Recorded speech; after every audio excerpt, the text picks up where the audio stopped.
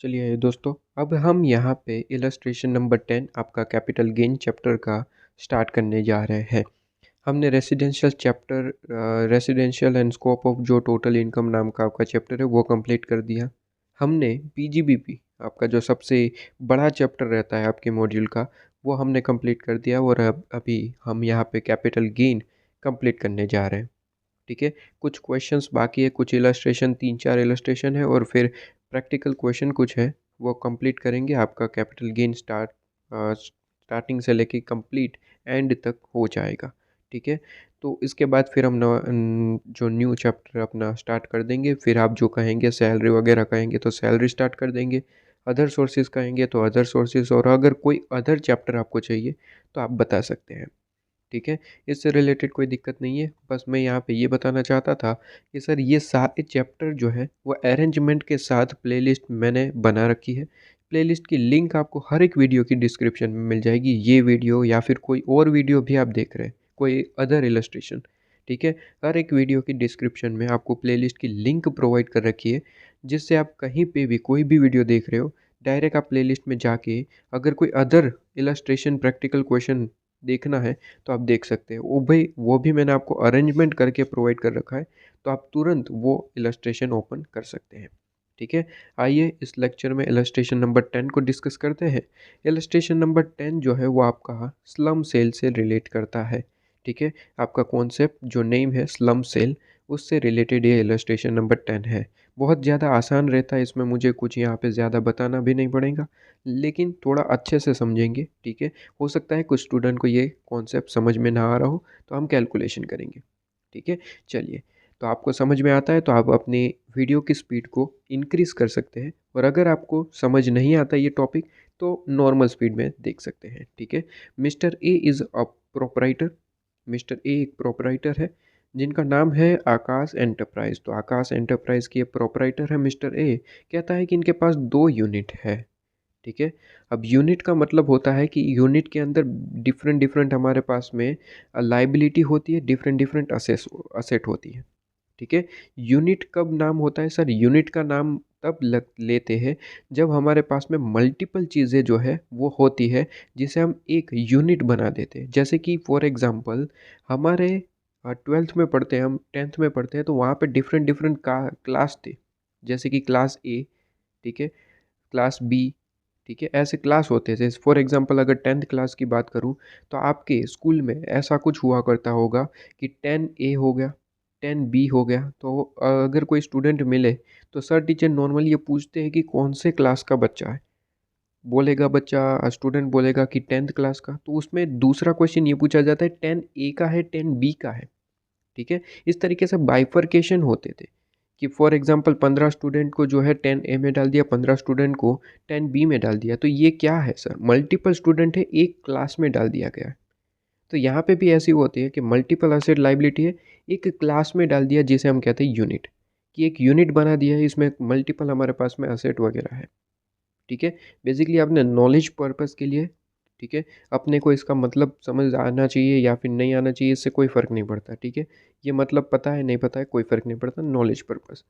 तो कहता है कि he transfer on 1 April 2023 unit 1। Unit 1 को यहाँ पे ट्रांसफ़र किया जा रहा है। ट्रांसफ़र का मतलब सेल। ठीक है, ये चीज़ तो आपको वैसे भी पता होती है, इवन हम यहाँ पे ऐसे मॉड्यूल बैच कर रहे हैं तो यहाँ पे ये चीज़ तो आपको वैसे भी पता होगी।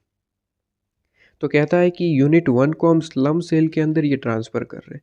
तो पता चल गया कि ये स्लम सेल का पॉइंट है और स्लम सेल के अंदर ट्रांसफ़र हो रहा है। स्लम सेल का मतलब होता है कि हम पूरे का पूरा एक यूनिट जिसके अंदर मल्टीपल असेट लाइबिलिटी होती है, पूरे का पूरा यूनिट को हम एक प्राइस पे, एक कंसिडरेशन पे बेच रहे हैं।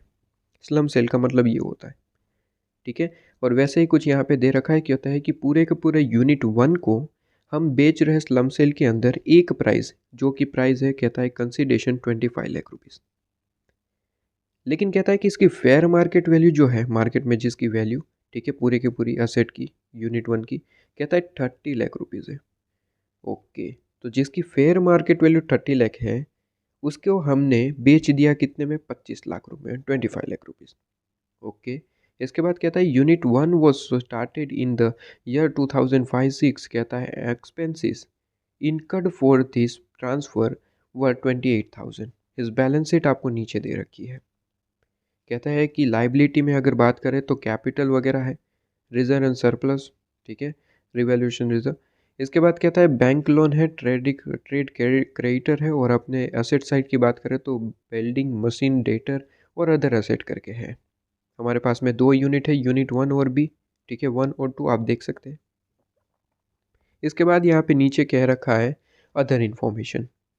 सबसे पहले कहता है रिवैल्यूएशन, जो रिजर्व आपको ऊपर दिख रहा है वो हमने क्रिएट करा है revising upward the value of building of unit 1। कहता है कि रिवैल्यूएशन जो आपको रिजर्व देख रहा है ऊपर, जहाँ पे क्लियरली लिखा है कि हमने बिल्डिंग से क्रिएट किया है, बिल्डिंग किसकी सर, यूनिट 1 वाली, ठीक है, वहाँ से क्रिएट करा है और अपवर्ड वैल्यू किया है, मतलब कि बिल्डिंग की वैल्यू तो कुछ डाउन थी, उसमें हमने ये चीज़ ऐड कर दी है। कितना है सर वैल्यूएशन, 3 लाख। मतलब कि सामने बिल्डिंग देखो, यूनिट 1 की बिल्डिंग कितनी है सर, यूनिट 1 की बिल्डिंग जो है वो 12 लाख है। मतलब कि कहीं ना कहीं 12 लाख में से 3 लाख कम कर दो, 12 लाख में से 3 लाख माइनस कर दो, कितने होगा सर, 9 लाख। मतलब कि सर बिल्डिंग की वैल्यू कितनी थी सर, 9 लाख, लेकिन कहता है कि हमने 3 लाख को बढ़ा दिया, अपवर्ड किया है, तो 12 लाख दिख रही है। असल में बिल्डिंग की वैल्यू कितनी है सर, बिल्डिंग की वैल्यू तो 9 लाख है, 9 लाख रुपीज़, ठीक है, बिल्डिंग की वैल्यू जो है वो 9 लाख रुपीज़ है। तो यहाँ पे लिख लेते हैं सर 9 लाख रुपीज़।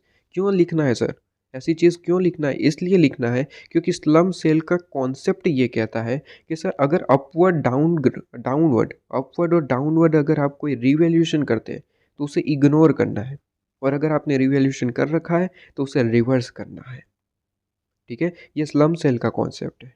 तो अगर आपने अपवर्ड किया है तो उसे वापस से मेन वैल्यू पे लेके आओ, डाउनवर्ड किया है तो उसे वापस से मेन वैल्यू पे लेके आओ। तो बिल्डिंग की मेन वैल्यू हमने लेके आ गए 9 लाख रुपीज़, ठीक है। इसके बाद यहाँ पे कहता है कि no individual value of any asset is consider in the transfer deed. तो ये तो ऑब्वियसली ये तो इंडिविजुअल वैल्यू को हम कंसिडर करते ही नहीं है, इसी का नाम है स्लम सेल। क्योंकि स्लम सेल क्या आता है कि सर एक यूनिट पूरे का पूरा एक प्राइस पे बेचा जाता है, इंडिविजुअल असेट को यहाँ पे नहीं देखा जाता। तो ऑब्वियसली ये पॉइंट तो होना ही होना था, ठीक है, ये तो बताने की ज़रूरत नहीं थी। थर्ड पॉइंट क्या कहता है, कहता है कि अदर असेट कुछ यूनिट 1 में है, जो कि हमें दिखाई दे रही थी सर, ये रही अदर असेट। कहता है यूनिट 1 में जो है इंक्लूड करता है सर पेटेंट।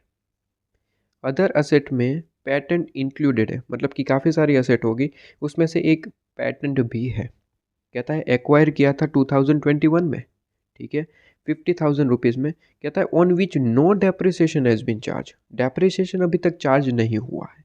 ये तो गलती कर दी भाई, क्योंकि हमने प्रीवियसली पीजीबीपी चैप्टर में ही ऑलरेडी पढ़ रखा है सर कि डेप्रिसिएशन इज़ मैंडेटरी।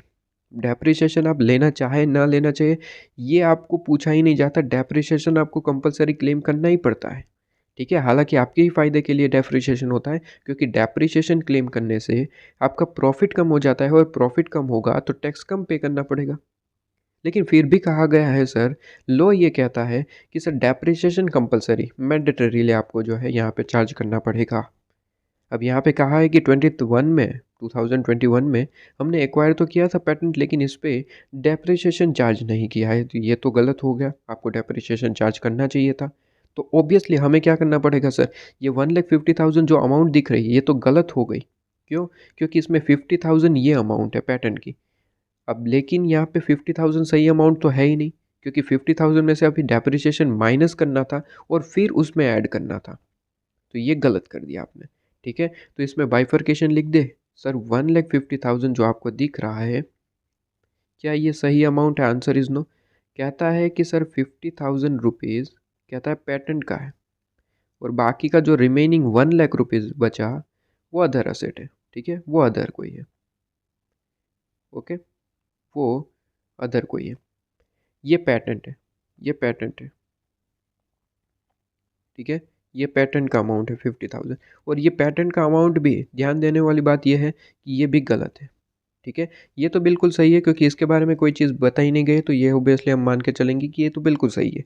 लेकिन 50,000 में इसने क्लियरली कहा है कि सर डेप्रिसिएशन चार्ज करना भूल गए। तो डेप्रिसिएशन चार्ज करके जो अमाउंट निकलेगा उसमें 1 लाख ऐड करेंगे तो सही अमाउंट मिलेगा, और उसके बाद ही हम क्वेश्चन को आगे बढ़ा सकते हैं। तो सबसे पहले मुझे यहाँ पे रेक्टिफाई करना पड़ेगा पैटर्न को, ठीक है। दो चीज़ें देखिए, अदर इन्फॉर्मेशन से मुझे दो ही चीज़ें रेक्टिफाई करनी पड़ी। एक बिल्डिंग का अमाउंट जो कि मैंने ऑलरेडी कर दिया 9 लाख, और दूसरा पैटर्न जो मैं करने वाला हूँ। ये होने ये होने के बाद तुरंत क्वेश्चन आपका आंसर आपके सामने, ठीक है। क्वेश्चन आपके क्लियर, ठीक है। देखिए अब स्लम सेल का क्वेश्चन है। सबसे पहले मैं आपको एक टेक्निक बताता हूँ, बेसिकली फॉर्मेट जो आपके आईसी मॉड्यूल का, ये फॉर्मेट क्या कहता है। फॉर्मेट कहता है सबसे पहले आप फुल वैल्यू ऑफ कंसिडरेशन निकालिए, फिर उसमें से आप चीज़ों को माइनस करिए। तो सबसे पहले फुल वैल्यू ऑफ कंसिडरेशन की बात करेंगे। स्लम सेल का जब क्वेश्चन आए तो सबसे पहले एक क्वेश्चन में से, ये क्वेश्चन में से फुल वैल्यू ऑफ कंसिडरेशन निकालो, उसके बाद ही कुछ सोचना। सबसे पहले फुल वैल्यू ऑफ कंसिडरेशन। तो sir full value of consideration क्या होगा? तो सर स्लम सेल का कॉन्सेप्ट ये कहता है कि जो आपने कंसिडरेशन लिया और उसके बदले जो कैपिटल एसेट दिया, ठीक है, इन दोनों की वैल्यू आपको निकालनी है। दोनों में जो हायर होगा वही आपका फुल वैल्यू ऑफ कंसिडरेशन होगा। तो जो आपने कंसिडरेशन लिया 25 लाख, और जो आपने असेट दिया उसकी वैल्यू 30 लाख, इन दोनों में से higher sir, higher 30 lakh. Okay, तो फुल वैल्यू ऑफ कंसिडरेशन क्या होगा सर? 30 लाख। दिख रहा है sir? 30 lakh rupees full value of consideration, 30 lakh rupees. सबसे पहले ये काम करने का। स्लम सेल का क्वेश्चन हो, तो स्लम सेल का क्वेश्चन होगा तो हमें क्या करना है सर? सबसे पहले एक ही काम करना है, सबसे पहले फुल वैल्यू ऑफ कंसिडरेशन लिख दो, ठीक है। फुल वैल्यू ऑफ कंसिडरेशन लिख दिया। अब यहाँ पे क्या करना है, इसका फॉर्मेट ही होता है, ये फिक्स फॉर्मेट है, राइट। ये इसमें क्या किया जाता है, simply full value of consideration लेना है। इसमें से हमें कोई एक्सपेंसेस है तो वो माइनस करना है, जिससे हमें नेट कंसिडरेशन मिलेगा। इसे हम क्या कहते हैं सर? Net consideration. अगर कोई एक्सपेंस है तो वो क्वेश्चन में बताएगा, नहीं बताया तो सिंपली इग्नोर कर देना। कहता है कि एक्सपेंडिचर इनकर किया था 28,000। अब 28,000 एक्सपेंडिचर इनकर किया था ना, तो वो एक्सपेंडिचर डायरेक्टली माइनस कर सकते हैं, ठीक है। क्वेश्चन में दिया है तो माइनस करने का, वरना फिर भूल जाने का, ठीक है। तो जो हमारा यहाँ पे 28,000 माइनस करके नेट कंसिडरेशन आपका 29,72,000 आएगा, ठीक है। अब इसका फुल फिक्स फॉर्मेट होता है, नेट कंसिडरेशन निकालो, इसमें से नेट वर्थ माइनस कर देना सर। अब नेट वर्थ का क्या मतलब होता है सर? नेट वर्थ का मतलब होता है असेट में से लाइबिलिटी माइनस कर दो, आपका नेट वर्थ आ जाएगा, ठीक है। लेकिन ध्यान रहे सर, असेट में से लाइबिलिटी तो चलिए माइनस करेंगे, वो तो ठीक है, लेकिन असेट अभी कंप्लीट हमें पता कहाँ चली है? देखिए, बिल्डिंग 9 लाख रुपीज़ है, मतलब पता चल गया, ठीक है, कोई दिक्कत नहीं है। इसके बाद मशीनरी 3 लाख रुपीज़ है, पता चल गया, कोई दिक्कत नहीं है। डेटर 1 लाख है, कोई पता चल गया, दिक्कत नहीं है। लेकिन अदर असेट में 1,50,000 अमाउंट सही नहीं है। क्यों? क्योंकि पैटर्न जो 50,000 का है वो ले रखा है, उसमें डेप्रिसिएशन माइनस नहीं किया था। और जब तक इसे रेक्टिफाई नहीं करेंगे तब तक टोटल असेट हमें पता ही नहीं चलेगी। तो जल्दी से हम एक काम करते हैं, पैटर्न के लिए कैलकुलेशन कर लेते हैं। अब पैटर्न के लिए कैलकुलेशन करना है तो डेप्रिसिएशन चार्ज करना है, यही तो काम करना है। अब पैटर्न के लिए डेप्रिसिएशन लगता कितना था, अगर वो पता है तो काम होगा। सर पीजीबीपी में पढ़ के आ रहे हैं, डेप्रिसिएशन मतलब कि पीजीबीपी का पार्ट है, पीजीबीपी में हम पढ़ के आ रहे हैं। याद करिए सर, इनटेंजिबल असेट पे कितना डेप्रिसिएशन लगता है? चलिए, आई होप कि आपको याद आ चुका होगा कि इनटेंजिबल असेट पे ऑलवेज 25% आपका जो है डेप्रिसिएशन चार्ज होता है। याद रहे सर, इंटेंजिबल असेट में डेप्रिसिएशन जो है चार्ज करने को मिलता है, लेकिन सारी इंटेंजिबल असेट नहीं, सिवाय गुडविल को यहाँ पे स्पेसिफिकली हटा दिया गया है। गुडविल पे कभी भी आपको डेप्रिसिएशन अब से नहीं मिलेगा। वो तो बेसिकली पुरानी न्यू अमेंडमेंट थी, ठीक है, जो कि कंटिन्यूज़ हो रही है, तो वो तो इस क्वेश्चन का पार्ट नहीं, लेकिन फिर भी याद करवा रहा हूँ, बेसिकली आपने पढ़ा ही होगा। तो उस चीज़ से यहाँ पे रिलेटेड कुछ भी नहीं है, गुडविल से रिलेटेड, वो आएगा तब हम पढ़ेंगे, ठीक है। चलिए, अभी तो हम पैटर्न की बात करें, और पैटर्न जो है वो हमारा इंटेंजिबल असेट है, और इंटेंजिबल असेट पे 25% डेप्रिसिएशन लगता है, ठीक है। तो चलिए जल्दी से 25% डेप्रिसिएशन की तरह कैलकुलेशन करना स्टार्ट करते हैं।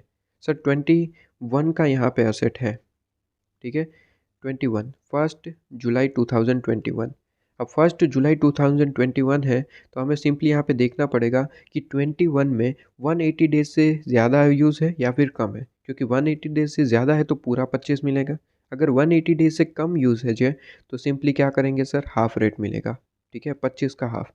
तो यहाँ पे कैलकुलेशन, यहाँ पे मैं डायरेक्टली इनके वर्किंग नोट में ही दिखा देता हूँ। सर हमने पीजीबीपी में एक शॉर्टकट पढ़ा था, एक डेट याद रखी थी, अगर वो डेट से पहले है ठीक है, तब तो 180 डेज से ज़्यादा है, और एक वो डेट के बाद अगर कोई चीज़ है तो वो 180 डेज से कम है। वो पीजीबीपी में मैंने आपको ट्रिक बता दी थी। तो ये 1 जुलाई है, तो जो मैंने आपको डेट कही थी उससे पहले पहले है, मतलब कि इसमें 180 डेज से ज़्यादा है, कोई दिक्कत वाली बात नहीं है। तो सिंपली हम क्या करेंगे सर, वैल्यू में से आपकी वैल्यू जो है उसमें से हम सिंपली माइनस कर देंगे 25%, क्योंकि 180 डेज से ज़्यादा पुट टू यूज़ है तो पूरा 25% मिल जाएगा। ठीक है, तो जैसे ही हम माइनस करेंगे आपका 37,500 आ जाएगा 2022 की ओपनिंग वैल्यू। ठीक है, 21 खत्म हुआ, 22 आ गया, 22 का ओपनिंग। ठीक है, अब ध्यान रहे सर, हम यहाँ पे 31 मार्च 2023 के लिए कैलकुलेशन कर रहे हैं। ठीक है, तो अभी 22 का ओपनिंग मिला है, तो हमें सिंपली इसमें से अगर मैं और एक बार डेप्रिसिएशन माइनस कर दूं तो मुझे 23 का ओपनिंग मिल जाएगा। ठीक है, तो अगर मैं यहाँ पे सिंपली 25% और माइनस कर दूं, 37,000 माइनस 25%। ठीक है, तो 25% माइनस करेंगे तो 28,125 आपको मिल जाएगा। ठीक है, ये सीधे आपकी अमाउंट आ जाएगी, और ये सीधे सीधे आप पुट कर देंगे, क्योंकि यहाँ पे हमने जो सेल किया है, ये ट्रांसफ़र किया है, वो 1 अप्रैल 2023 को किया है। ठीक है, तो 1 अप्रैल 2023 को किया है।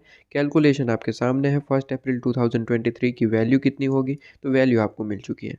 ठीक है, तो 1 अप्रैल 2022 की वैल्यू हमें मिल चुकी है, तो यहाँ पे सिंपली सबसे पहले पैटर्न को हम रेक्टिफाई कर देंगे। ठीक है, तो देखिए, पैटर्न को रेक्टिफाई क्या करना है सर, पैटर्न को रेक्टिफाई करेंगे कि 1,50,000 जो वैल्यू है उसमें गलती क्या थी सर, पैटर्न पैटर्न 50,000 नहीं है, वो कितना है सर, 28,125। ठीक है, तो सबसे पहले उसको रेक्टिफाई कर दो। देखो, अदर असेट आपके पास में है, सबसे पहले 1,50,000 में से 50,000 को हटा दिया, 1 लाख। ठीक है, और उसमें ऐड कर दो सर पैटर्न। सर पैटर्न अलग से लिखो तो भी चलेगा, अदर असेट में आप अंदर वर्किंग नोट दिखा के 1,28,125 कर दे तो भी चलेगा। दोनों का मतलब तो एक ही, अदर असेट ही है दोनों। ठीक है, तो आपके ऊपर है कैसे करना है। ओके, चलिए, तो ये चीज़ आपके पास में क्लियर, और बाकी सब तो चीज़ें सिंपल ही है, जल्दी से इसे आप जो है यहाँ पे डाल देंगे। सर बाकी सारी चीज़ें, बिल्डिंग में एक चेंजेस था जो कि मैंने बता दिया सर, 9 लाख रुपीज़ लेना है, अपवर्ड डाउनवर्ड। ठीक है, कुछ भी चीज़ को इग्नोर करके चलना है, और मशीन वगैरह वैल्यू तो वही है, क्योंकि उससे रिलेटेड कोई यहाँ पे हमें एडिशनल इन्फॉर्मेशन नहीं है, तो वही लेके चलेंगे। ठीक है, जैसे ही आपका असेट ख़त्म, असेट टोटल असेट आपको मिल जाएगी, टोटल असेट में से आपको लाइबिलिटी माइनस कर देनी है। सर लाइबिलिटी कहाँ है सर, देखिए, रिवैल्यूएशन रिजर्व को ख़त्म कर दिया, कोड का एंट्री हो चुका है। कहता है बैंक लोन है 2 लाख, लेकिन 70% ही यूनिट 1 का है, और हम एक कैलकुलेशन किसकी कर रहे हैं सर, कैलकुलेशन किसकी कर रहे हैं, यूनिट 1 की कर रहे हैं। तो 2 लाख का 70%, 2 लाख का 70% यूनिट 1 का मिलेगा 1,40,000। ठीक है, तो 1,40,000 यहाँ पे बैंक लोन। और दूसरी क्या लाइबिलिटी है सर, दूसरी लाइबिलिटी है ट्रेड क्रेडिटर, लेकिन कहता है क्लियरली 25% यूनिट 1 का है, तो हमें तो यूनिट 1 का ही कैलकुलेशन करना है। तो बताइए जल्दी से, 1,50,000 इंटू 25%, 37,500, ये लीजिए।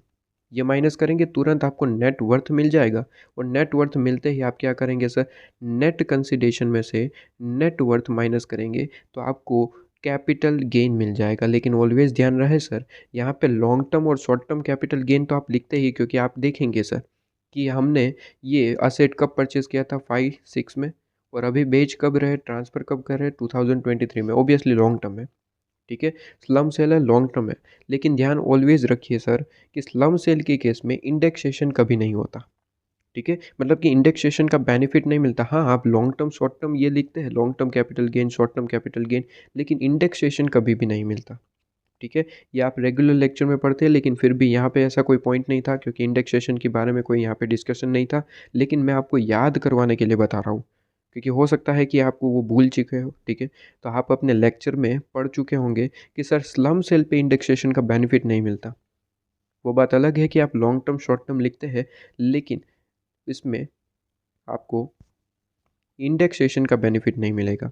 एमसीक्यूज़ में खूब यहाँ पे कंफ्यूज करते हैं स्टूडेंट को, क्योंकि एमसीक्यू में कैसे पूछते हैं कि स्लम सेल का कुछ यहाँ पे इन्फॉर्मेशन देते हैं, कहते हैं कि बताइए इसमें इसका आपका कैपिटल गेन किसका कितना होगा, वो पूछते हैं। ठीक है, अब फिर यहाँ पे नीचे इंडेक्सेशन आपको नंबर भी देते हैं, ताकि स्टूडेंट कंफ्यूज हो जाए और इसे इंडेक्स कर दे। ठीक है, तो बेसिकली ये आपकी नॉलेज पर्पज़ के लिए था, और इवन आपकी स्टडी पर्पज़ के लिए भी था, लेकिन इस क्वेश्चन से रिलेट नहीं था। ठीक है, लेकिन फिर भी मैंने बता दिया। अब नेक्स्ट हम इलस्ट्रेशन नंबर 11 करेंगे नेक्स्ट वीडियो में।